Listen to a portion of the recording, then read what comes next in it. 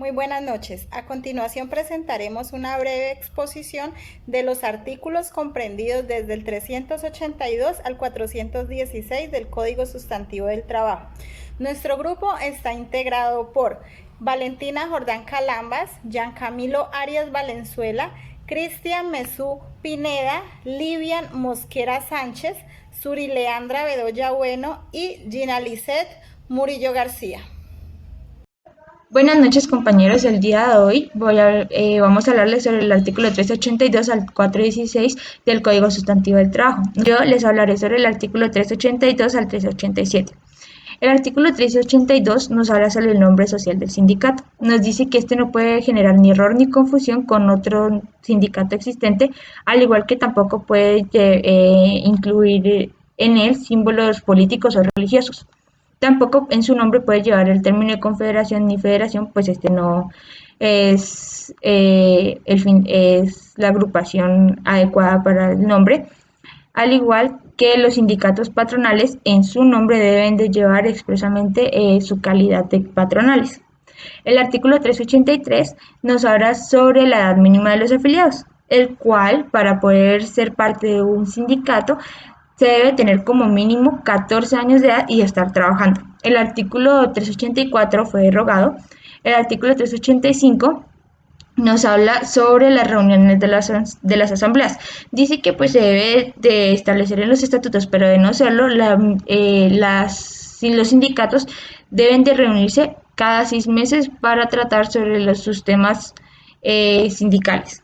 El artículo 386 nos habla del quórum de la asamblea y nos dicen que para cualquier votación o cualquier cosa que se haya a realizar que se necesite a todos los afiliados del sindicato, se hará respecto al quórum estatutario, pero si este no está establecido en los estatutos, se hará con respecto a la mitad más uno de los afiliados. Cabe resaltar que solo contarán los votos de los miembros que se encuentren ese día en la Asamblea General.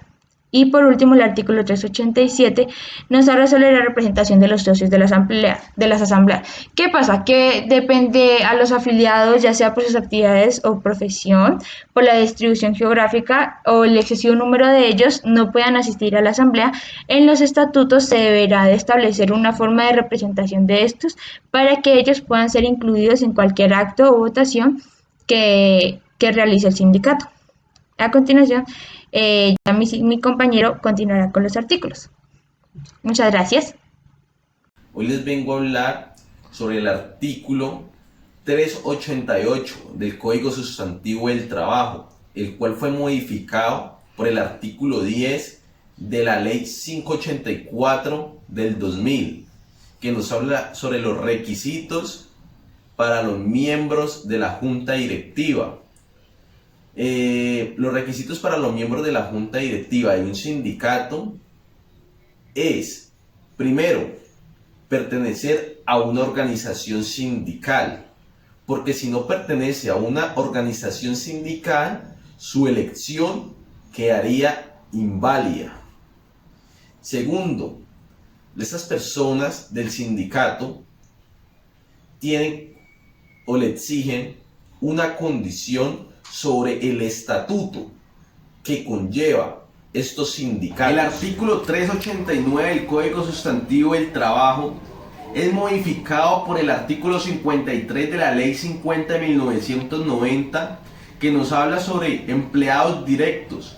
No podrá ser miembro de la Junta Directiva Sindical ninguna persona que esté afiliada con el empleador y tenga contacto con los empleados, como tampoco podrá ser parte de esta junta directiva sindical los altos empleados que conllevan contacto o información con los empleados que hacen parte del sindicato. El artículo 390 queda inexequible por la sentencia C-797 del año 2000.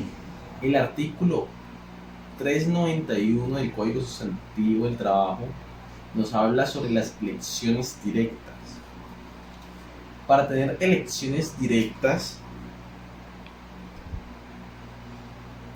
será por votación secreta para asegurar la representación de las minorías so pena de nulidad.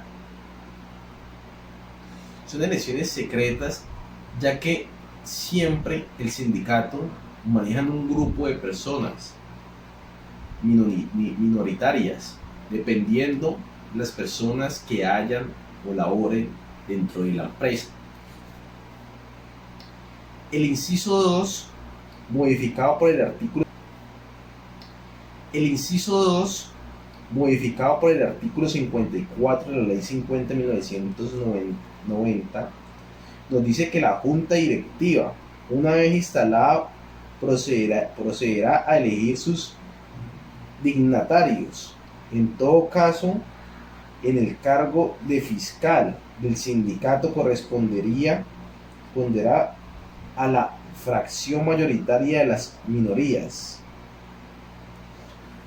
Eso nos dice que hay un fiscal que se hace el encargado para que las elecciones sean de manera responsables y honestas, para así determinar el ganador de estas elecciones para el sindicato. Artículo 392, constancia de acta y votación secreta. Para hacer una votación secreta, una sentencia de acta, los miembros de la organización sindical deberán ser registrados o planillados en una lista. En caso de que esta votación no sea secreta, se verá como nulidad o nula la votación de esta persona. El artículo 393, el cual nos habla sobre los libros, son todos los libros que fomentan un acta. ¿Cuáles son esos libros? Primero, tenemos el libro de afiliación. Segundo, de actas de la Asamblea General. Tercero, de actas de la Junta Directiva. Cuarto, de inventario y balances. Quinto, y de ingresos y egresos. Estos libros serán previamente registrados por el inspector del trabajo. Modificado en el artículo 18 de la Ley 11 de 1984, donde manifiesta que estos libros no podrán ser modificados en su totalidad, y tampoco rayados, y tampoco rasgados.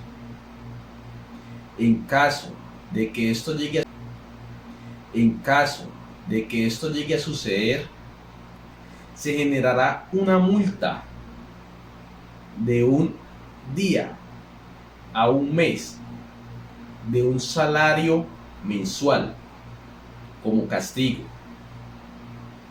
En caso de que esta persona no lo llegue a cumplir, este castigo o esta multa sería por la parte penal. Buenas noches, mi nombre es Cristian Mesú. En este momento yo voy a hablarles acerca del artículo 394 al 398 del Código Sustantivo de Trabajo. Bueno, tenemos que el artículo 394 fue modificado por el artículo 19 de la Ley 11 de 1984, donde hablamos del presupuesto. El sindicato, pues, en una asamblea general votará el presupuesto de los gastos para periodos no mayores de un año. Y sin autorización expresa de la misma, la asamblea no podrá hacer ninguna erogación que no esté contemplada en dicho presupuesto. Claramente, después de que ellos ya dejan en firme el presupuesto como tal de lo que se va a manejar dentro del sindicato anualmente, más adelante no pueden realizar ningún cambio. Debe de ser tal cual como le han expreso en el acta. También tenemos en el artículo 395 lo que viene siendo la caución del tesoro. El tesorero de todo sindicato debe de presentar en favor de esta una caución para garantizar el manejo de los fondos, de la cuantía y de la misma forma, pues estas serán señaladas por la Asamblea General y pues esto tendrán que diligenciar una copia ante la supervigilancia sindical. Esto lo hacen a nivel departamental y nacional. Esto con el fin de que dentro del sindicato, en cuanto a la tesorería, haya transparencia de todos los recursos, de cómo los está manejando y que todo se realice de manera lícita. Por eso hay una supervigilancia sindical que se encarga pues de hacerle la revisión a todos estos tipos de casos, verificar de que realmente esté manejando los recursos adecuadamente. O sea, tenemos también el artículo 396. El artículo 396 fue modificado por el artículo 20 de la Ley 11 de 1984, donde hablamos del depósito.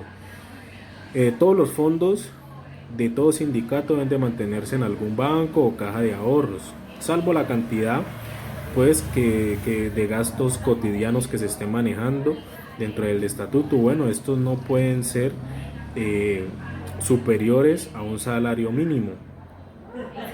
Todo giro y toda orden de pago deben de estar necesariamente autorizados por el presidente, por el tesorero y el fiscal. Esto con el fin de que no todas las personas tengan autorización de mover estos recursos y estos fondos que manejan pues los sindicatos. El artículo 397 fue derogado.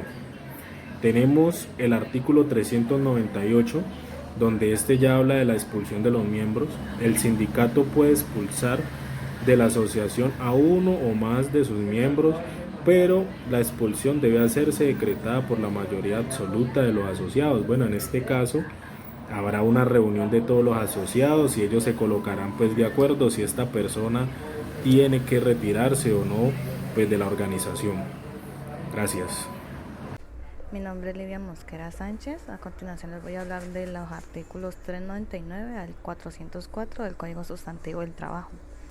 El artículo 399 nos habla sobre la separación de miembros y habla pues de que todo sindicato decretará la separación del socio que voluntariamente deje de ejercer durante un año la profesión u oficio cuya defensa y mejoramiento persigue la asociación. La ley 83 de 1931 nos habla en su artículo del 13 al 17 de que todo miembro de un sindicato puede retirarse de él sin otra obligación que la de pagar las cotizaciones vencidas. También que el sindicato puede excluir de su seno a uno o más socios siempre que sea decretado por la mayoría absoluta de los miembros. Los sindicatos decretarán, deberán estar constituidos por el mismo número de miembros señalados para su constitución. No puede funcionar un sindicato que no esté compuesto por lo menos de 2/3 partes por ciudadanos colombianos, y en ningún caso un extranjero es elegible para cargos directivos. El artículo 400 nos habla de la retención de cuotas sindicales, y entonces dice que toda asociación sindical tiene derecho a que los trabajadores se les deduzcan de sus salarios las respectivas consignaciones para ponerlos a disposición del sindicato. Estos valores se dividen en ordinarios y extraordinarios. Las extraordinarias se deben de hacer, requieren copia autenticada del acta de la asamblea sindical en las cuales fueron aprobadas. Para la retención de las cuotas ordinarias bastará que el secretario y el fiscal del sindicato comuniquen certificadamente al empleado su valor y la nómina de sus afiliados. Estas cesarán cuando el empleado presente su carta de renuncia o sea expulsado. El artículo 401 nos habla de los casos de disolución. Los sindicatos o federación o confederación se disuelven solo cumplirse cualquiera de los eventos previstos en los estatutos para este efecto, por acuerdo, cuando menos de 2/3 partes de los miembros de la organización, por sentencia judicial y por reducción de los afiliados a un número inferior de 25, cuando se trate de sindicatos de trabajadores. El artículo 402 nos habla de la liquidación. Dice que al disolverse un sindicato, federación o confederación, el liquidador designado por los afiliados o por el juez aplicará los fondos existentes, el producto de los bienes que fuere indispensable enajenar, y esto lo utilizará en primer término al pago de deudas del sindicato, incluyendo los gastos de la liquidación. El numeral segundo dice que cuando se trate de disolución de un sindicato y este hubiera estado afiliado a una federación o confederación, el liquidador debe admitir la intervención de un delegado para las actuaciones. En el artículo 403 habla de la adjudicación remanente. Dice que lo que quedare de haber común, una vez pagadas las deudas y hechos los reembolsos, se adjudicará por el liquidador a la organización sindical designada. Si no ha sido designada ninguna organización sindical, se le adjudicará al Instituto de Beneficencia o Utilidad Social que señale el gobierno. Artículo 404. Aprobación oficial. Dice que la liquidación debe ser sometida a la aprobación del juez que haya ordenado, debiendo expedir el finiquito al liquidador cuando este sea el caso. Muchas gracias. Muy buenas noches. Atendiendo el tema que nos compete para hoy, que trata sobre el fuero sindical, para usted, ¿qué sería el fuero sindical?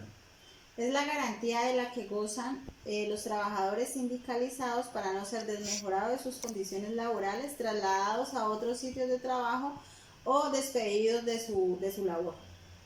Muchas gracias. ¿Qué trabajadores gozan como tal de este fuero? Los trabajadores que gozan de este fuero son los fundadores del sindicato hasta el registro sindical y más allá 2 meses. También los afiliados, los cuales se hayan afiliado antes del registro sindical, también gozarán 2 meses después más. También tenemos los miembros de la junta directiva y también tenemos 2 delegados de la comisión estatutaria. ¿Qué miembros de la junta directiva gozan de este fuero sindical? La junta directiva se puede componer de más de 5 miembros, pero siempre los que pueden gozar de este fuero serán solo 5 de 5 principales y los 5 suplentes. ¿Qué pasaría si un empleador despide a una persona que goce del fuero sindical? El juez entraría a valorar si el despido fue con justa causa. De lo contrario, se ordenará que sea reintegrado de sus funciones y se ordenará también para que se le indemnice por los daños y los perjuicios causados. ¿Cuáles son las justas causas para poder despedir a una persona que goce de este fuero? Entre ellas tenemos que la empresa sea liquidada, que la empresa se suspenda sus labores por más de 120 días. Y también tenemos los contemplados en los artículos 62 y 63 del Código Sustantivo del Trabajo, en los cuales se menciona que el empleado haya tenido mala conducta. Ok, muchas gracias.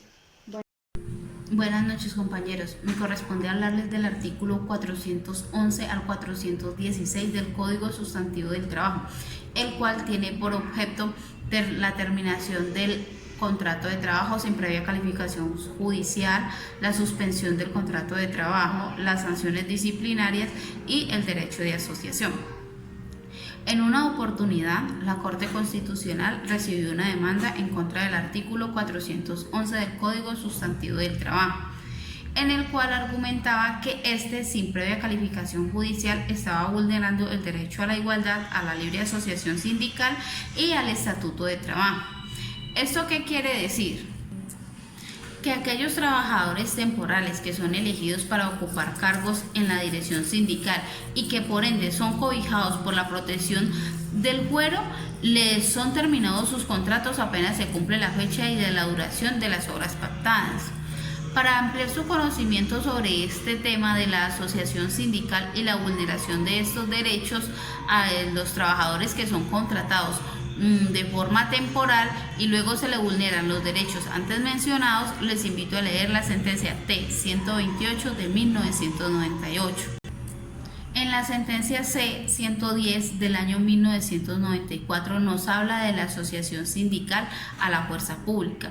La fuerza pública no tiene derecho a pertenecer a algún sindicato, ya que ésta tiene por objeto conservar la absoluta imparcialidad.